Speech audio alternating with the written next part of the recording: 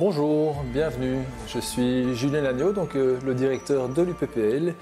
L'UPPL est une ASBL qui a déjà plus de 20 ans, qui travaille dans le domaine de la délinquance sexuelle avec différents services incontournables dans le paysage de la prise en charge des auteurs d'infractions à caractère sexuel. Et puis ici, très récemment, nous avons pu mettre en place un tout nouveau service qui est CEOS, donc une ligne d'écoute anonyme et gratuite pour des personnes en proie à des fantasmes sexuels déviants.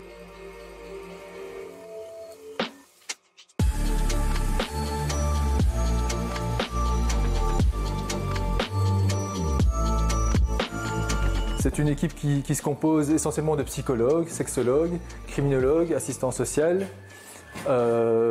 qui sont disponibles à 3 plages horaires sur la semaine, le lundi, le mardi après-midi et le jeudi soir, afin d'accueillir les demandes de personnes en difficulté. Donc ici, je lis les notes qui ont été prises lors du premier appel de ce monsieur.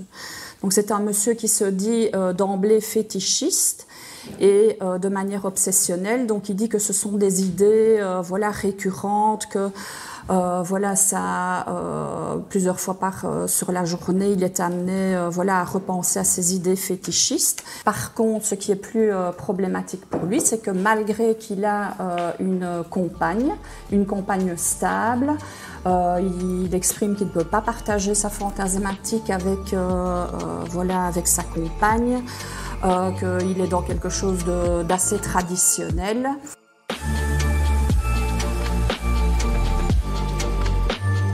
Voilà, donc nous pénétrons ici dans le local CEOS, spécifiquement dédié à l'écoute, à la réception des appels et des courriels des personnes en proie à ces fantasmes sexuels déviants. Il faut savoir donc que CEOS est une initiative nouvelle, novatrice. C'était vraiment un service qui manquait dans le paysage de la prise en charge des auteurs. Depuis 20 ans, on travaille effectivement à la demande de la justice dans le cadre de la prise en charge des auteurs, mais par contre, effectivement, il n'y avait encore rien à l'heure jusqu'ici en matière de prévention. Et donc ici, on peut, par CEOS, certainement prévenir certains passages à l'acte et aussi, par la même occasion, protéger des victimes potentielles.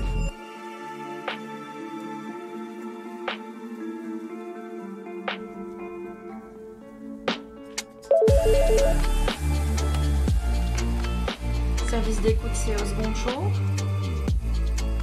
Trouver un interlocuteur permet de faire tomber une tension, permet de réfléchir peut-être à un comportement. C'est déjà, on le voit avec la prise en charge des alcooliques par exemple. Les associations Néphalis, les alcooliques anonymes ou autres, savent bien qu'être présent tout le temps, ça permet peut-être d'éviter la première consommation et puis d'attendre un peu une deuxième consommation, etc. On peut imaginer que c'est la même chose effectivement et certains nous le disent. Je me sentais vraiment très très tendue et il y a de l'apaisement. On le vit dans d'autres circonstances, avec la dépression, parler à quelqu'un, je pense qu'effectivement c'est assez fondamental. Bien souvent, quand bien même la personne fait la démarche d'aller consulter auprès d'un psychologue, voire même un sexologue, peut-être son médecin traitant, il y a un tel stress, une telle angoisse de la part des intervenants psychosociaux à la prise en charge des personnes qui ont des fantasmes sexuels déviants que la personne ne se sent pas toujours écoutée. Et or, il est vraiment très important de pouvoir proposer une écoute qui est sans jugement. Et par ailleurs, c'est aussi au niveau des appelants de se dire que la majorité d'entre eux est vraiment préoccupée par le fait de ne pas passer à l'acte et vraiment de se dire en quoi est-ce que mon comportement, mes fantasmes peuvent être préjudiciables pour autrui.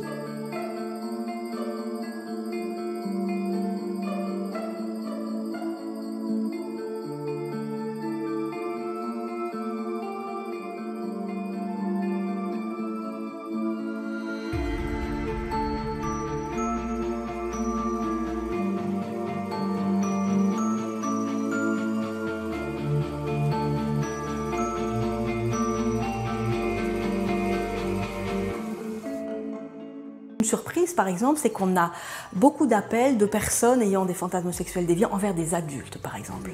Cette histoire de la question du consentement, par exemple, ou les divergences de position, l'appelant disant « mais moi j'étais persuadée qu'elle était consentante, or elle ne l'était pas puisqu'elle elle s'est plainte ou elle a rompu tous les liens, ou elle m'a viré des réseaux sociaux, des choses comme ça ». Donc ça, c'est un peu une surprise. Moi, je m'attendais à ce qu'on ait plus d'appels à destination, enfin pour des fantasmes sexuels à destination des enfants. Non, c'est pas la majorité.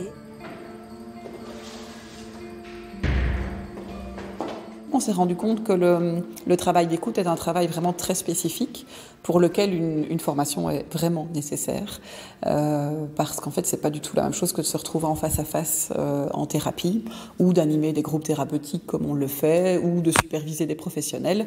Quand on se retrouve au bout de la ligne, c'est quand même une toute autre approche. On n'a pas le non-verbal de la personne, on n'a pas le physique, on n'a pas les réactions de la personne en face à face, et donc on n'a qu'une voix.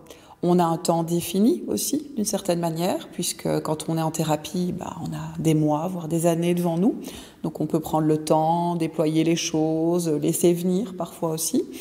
Alors que dans un appel, il y a quand même un objectif. On a une structure d'appel qu'on a travaillée au préalable et qui s'affine au fur et à mesure, qui est vraiment cette structure de l'accueil déjà, de pouvoir permettre à la personne de déposer.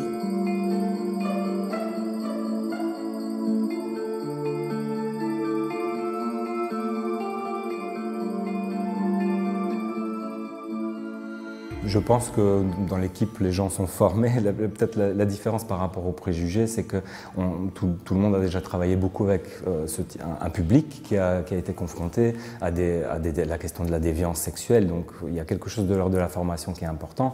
Donc le travail sur les préjugés, en fait, est quelque chose qu'on remet au travail en permanence dans les réunions qu'on peut avoir, de questionner un peu.